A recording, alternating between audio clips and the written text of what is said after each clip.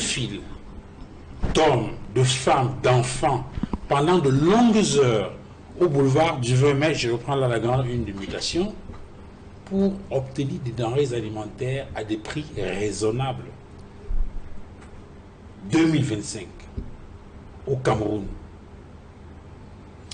Alors, Duval, il est déjà important de poser une question. C'est-à-dire pour obtenir, je prends un exemple d'un sac de riz à 15 000 francs, un sac de riz qui devrait coûter autour de 21 22 000. C'est-à-dire que cette différence de 7 000 est telle que les gens se lèvent tôt le matin pour faire la queue pendant toute la journée pour obtenir ce sac de riz. Comme je le disais tout à l'heure, Duval, je crois que l'important, c'est cette question préalable. Quel est le rôle du ministère du Commerce? Est-ce que dans les 18 missions qui sont reconnues au ministère du Commerce, il y a une seule qui porte sur le Bayam Selam, c'est-à-dire la vente en détail, même en gros, des produits de première nécessité? C'est une question fondamentale. Parce que la réponse à cette question nous permet de comprendre que nous sommes soit dans du bricolage pur et simple, soit nous sommes dans une situation de propagande électorale grossière. Parce qu'il faut rappeler que parmi les 18 missions reconnues au ministère du Commerce, il y a une seule qui est proche de la vente ou du commerce, des activités commerciales pures et simples. Je crois que c'est la 10e mission qui parle de l'organisation des foires commerciales. On ne dit nulle part que le ministère du Commerce fait du commerce ou fait du Bayam Selam.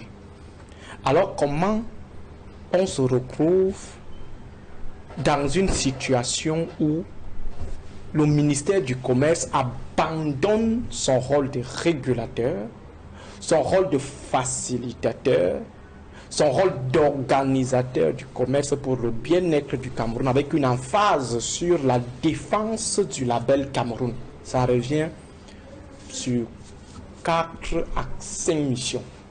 On rappelle la défense du label Cameroun. C'est quoi la défense du label Cameroun? C'est tout simplement la promotion de la production locale. Et qui dit promotion de la production locale dit automatiquement la réduction des importations. Et qui dit réduction des importations parle de l'autosuffisance alimentaire.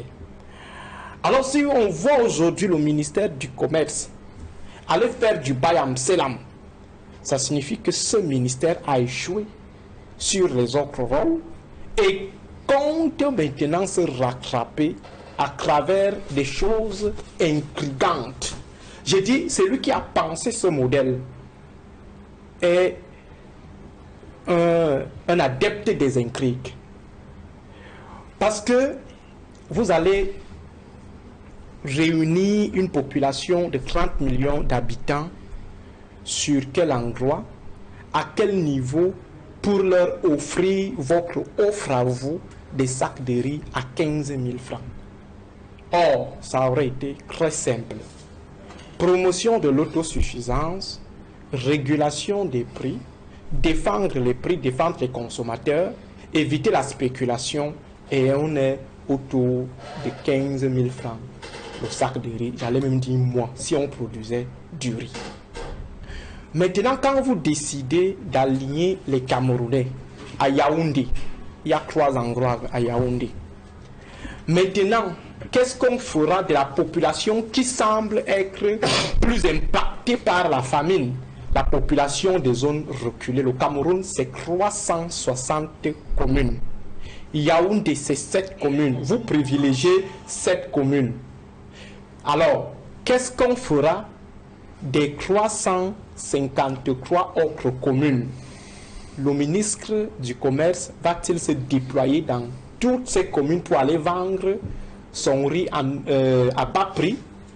C'est pas du tout faisable. Ça, c'est le premier élément à relever. Le deuxième élément à relever, c'est le fond de votre problématique. La question de la paupérisation très avancée des Camerounais. Ça veut dire qu'aujourd'hui, dès qu'il y a une rumeur sur une certaine facilité, immédiatement, c'est la ruée. Une citerne contenant des produits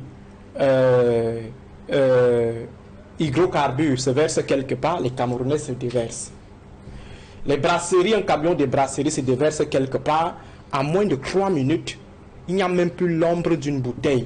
Les casiers ont été emportés, pourtant c'est dans une zone où la première maison se trouve à 4 km. Ils ont déjà tout bu, ou ils ont déjà tout emporté. Maintenant, le ministère du Commerce annonce qu'il y aura le riz de 15 000 francs. Yaoundé, qui est considéré comme la ville où des gens sont supposés avoir un niveau de vie un peu élevé, vous vous retrouvez avec des rangs. Quelqu'un arrive à 6 heures, il est servi vers 14 heures. Il attend sous le soleil. Vous pouvez donc comprendre le niveau de paupérisation des Camerounais.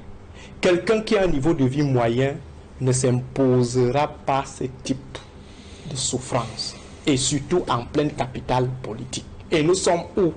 L'un des points focaux, les points courus, c'est le boulevard du 20 mai, où Paul Biya préside chaque jour, chaque année, ces différentes parades. Et ça ne fait honte à personne. Quand vous me voyez souvent convoquer la notion des en bas d'en bas et des en haut d'en haut, on pouvait bien dire les en haut et les en bas. Non. C'est que nous avons des en haut qui sont plus en haut et les en bas qui sont plus en bas.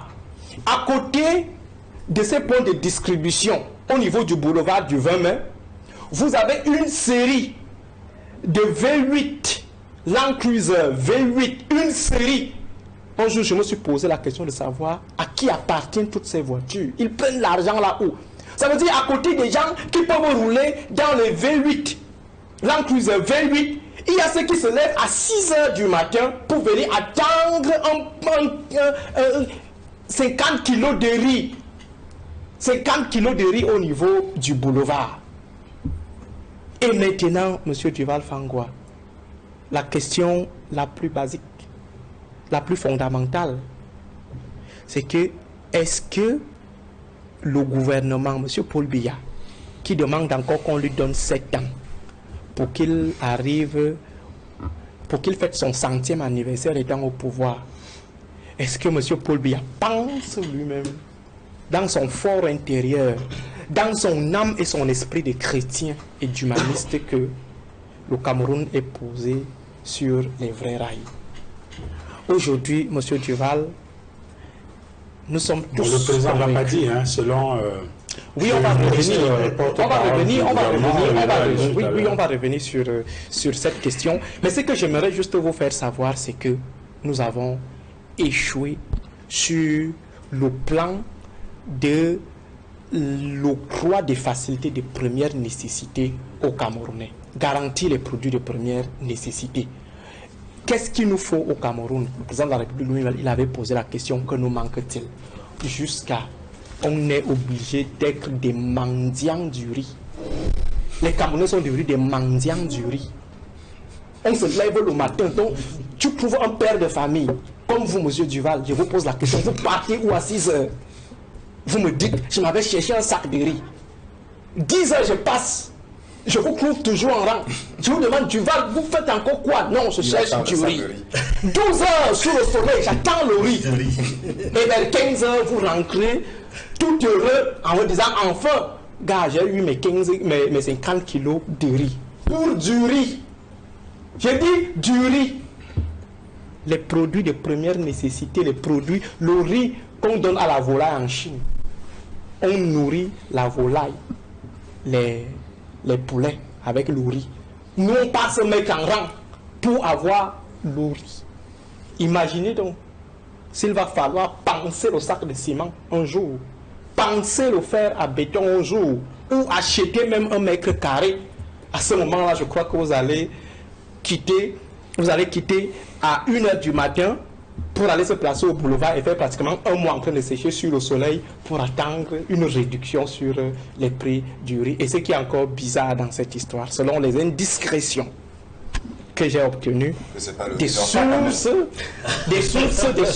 très introduites, c'est que les agents qui organisent ces opérations, qui sont des agents du ministère du Commerce, et leurs comparses rachètent le riz pour aller revendre. Ça veut dire que même faire bénéficier aux Camerounais l'obtention de ces riz au forceps par césarienne, on essaye de leur mettre les bâtons dans les roues. Les mêmes agents, ils achètent le riz et pour aller garder et revendre plus tard.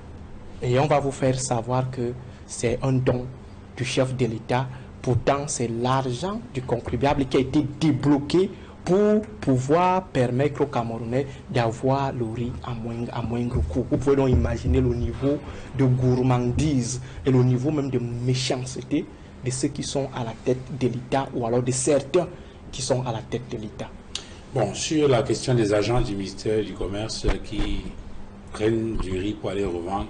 Et leurs comparses. Nous allons peut-être au niveau de la rédaction faire une enquête pour savoir exactement de quoi il s'agit.